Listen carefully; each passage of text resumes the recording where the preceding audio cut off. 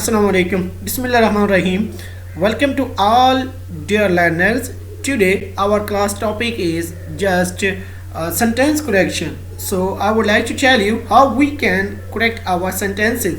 So this page is divided into two parts. So left side is incorrect. यहाँ देखें ये जो left side है ये गलत है, ये जो right side है ये correct है. तो अब हमने इनको करेक्ट करना है ऐसे सेंटेंसेस को कि कैसे हम इनको जो है करेक्ट कर सकते हैं. तो देखें जो हमारा पहला सेंटेंस है, देखें very first sentence of this page is he made 3 goals in the last match. Last match में उसने 3 गोल्स किए. तो ये नीचे लाइन लगी हुई है कि ये गलत है, मेड.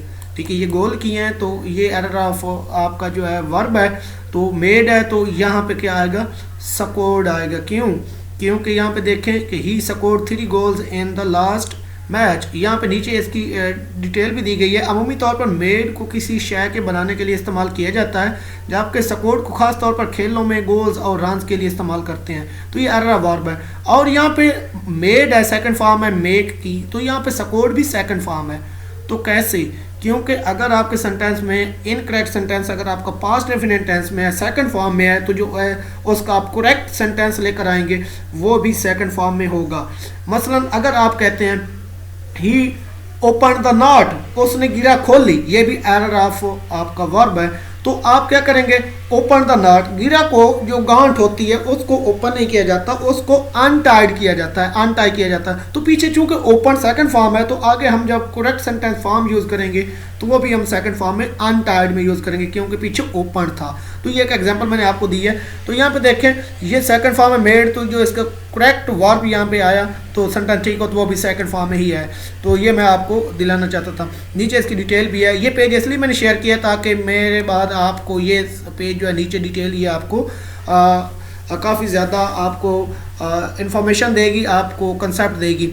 देखें यहाँ पे फिर इनकरेक्ट साइड है. व्हेन अमजद और his brother visit us we are delighted. ठीक है, व्हेन है नहीं, जब कभी. तो क्या होता है टाइम के लिए, तो व्हेन एवर यूज करें. व्हेन एवर अमजद और his brother visits us we are delighted. नीचे देखें व्हेन और व्हेन एवर के इस्तेमाल में एहतियात बरतें. दोनों के इस्तेमालात मुख्तलिफ हैं. व्हेन एवर किसी काम के अक्सर के लिए जो है यूज़ होता है और व्हेन जो है जब कभी के लिए यूज़ होता है. तो यहाँ पे ये भी आपने जो है ख्याल रखना है. व्हेन एवर लगाना चाहिए था तो व्हेन लगा हुआ. तो अगला हमारा जो सेंटेंस है वो है he asked me where I came from. यहाँ पीछे देखें सेकंड फॉर्म है. ठीक है, तो आगे आपके क्या होना चाहिए था, वो आपका पास्ट परफेक्ट होना चाहिए था. पीछे सेकंड फॉर्म हो तो नीचे आगे यहाँ डिटेल भी लिखी हुई है. देखें आगे जो करेक्ट है he asked me where I had come from. नीचे देखें अगर एक ही फिक्रे के पहले हिस्से यानी प्रिंसिपल क्लास में फेल माजी इस्तेमाल हुआ है तो दूसरे हिस्से में फेल माजी मुकम्मल इस्तेमाल होगा. फेल माजी मुकम्मल को इंग्लिश में कहते हैं पास्ट परफेक्ट. ठीक है, माजी मुकम्मल, मुकम्मल आपको पता है प्रेजेंट परफेक्ट, पास्ट परफेक्ट. तो ये फिर माजी मुकम्मल होता है. पिछले में अगर सेकंड फॉर्म है, पास्ट डेफिनेट टेंस है, तो दूसरे में आप क्या लगाएंगे, पास्ट परफेक्ट लगाएंगे. है और थर्ड फॉर्म दोनों में, सेकंड फॉर्म में नहीं करेंगे. तो नीचे हमारा जो सेंटेंस अगला चौथा है, there is little to do in such a hopeless case as this. देखें there is little to hope. अच्छा लिटल है तो यहाँ पे जो आगे करेक्ट है उसमें वो कहता है कि अ लिटल होना चाहिए था. ये देखिए अ लिटल होना चाहिए था. So let me tell you in detail where we can use little, a little, the little, few, a few, the few. ये भी इसके साथ है little, a little, the little, few, a few, the few. ठीक है, तो अब देखें कि यहाँ पे होप थोड़ी सी उम्मीद है तो अ लिटल यूज कर सकते हैं. लिटल का मतलब होता है कुछ भी नहीं, ये नेगेटिव में होता है. लिटल नेगेटिव में होता है. अ लिटल का मतलब होता है समथिंग, कोई चीज़ है थोड़ी सी. ठीक है, द लिटल को यूज करते हैं जब द लिटल, तो उसके पीछे आप जो चीज़ आपके पास पहले है या आपके पास अब मौजूद है तो उसके लिए द लिटल यूज करते हैं. I have read out all the books which I had. मैं सारी बुक किताबें पढ़ चुका हूँ जो मेरे पास थी, जो पहले मौजूद थी. माजी के लिए या हाल के लिए जो चीज़ मौजूद होती है तो द लिटल यूज करते हैं. Few, a few, the few का भी सेम मतलब है. लिटल के लिए उसी तरह फ्यू का मतलब है कुछ भी न होना. अ फ्यू का मतलब है चंद एक कुछ होना, पॉजिटिव मीनिंग में आता है. द फ्यू भी सेम है. नीचे देखें लिटल जो है मनफी सिफ्त के लिए इस्तेमाल होता है. ये देखें यानी कुछ भी नहीं बल्कि अ लिटल का मतलब है थोड़ा सा. ठीक है, अ लिटल का मतलब जो है वो थोड़ा सा। तो ये मैंने आपको रूल जो है वो बताया।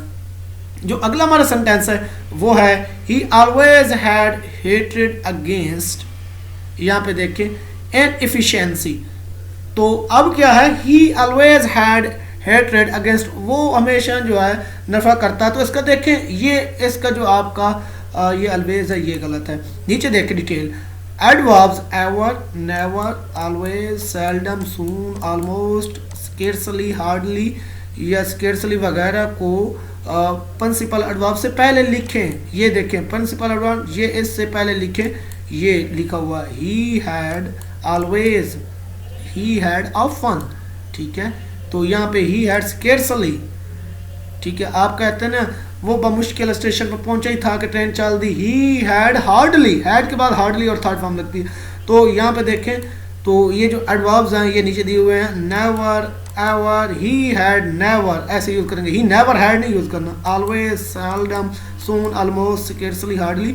तो एन को क्या करेंगे, ये नीचे डिटेल दी गई है।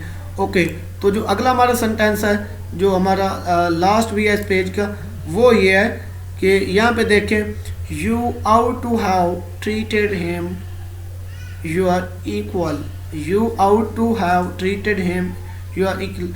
तो यहाँ पे देखें ये जो वर्ब है देखें आ गए, ये बंदजल verbs regard, describe, represent, portray, define, mention, treat, ये जो है इनके बाद हमेशा एज यूज करते हैं, इस्तेमाल लिखें। ये देखें एज लिखा हुआ है, ठीक है। You ought to have treated him as equal, ठीक है। आपको इक्वल उसको बराबर की तरह से बर्ताव करना चाहिए था। तो आप क्या यूज करेंगे, I took him, I regards him as my younger brother, मैं इसको अपना छोटा भाई समझता हूँ। जैसे आप कहते हो रिगार्ड, तो यहाँ रिगार्ड यूज़ होगा, जैसे कि ये आया हुआ तो फिर भी एज आएगा। ये देखें इसके बाद भी एज आएगा।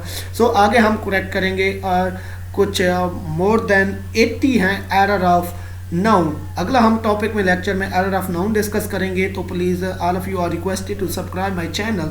आई can make you a powerful English speaker if you are serious and passionate and English learner. Obviously all of you also can attend these classes. I have started my 14th batch and in this batch I have fully accommodated to deserving students who are not stable financially. So मैं अपना number भी बता देता हूँ आपको, 0348 620 42 75, 0348 620 42 75 पे आप रब्ता करके ऑनलाइन इंग्लिश की क्लासेस भी अटेंड कर सकते हैं। ये आप चैनल सब्सक्राइब कर लें। Thank you so much.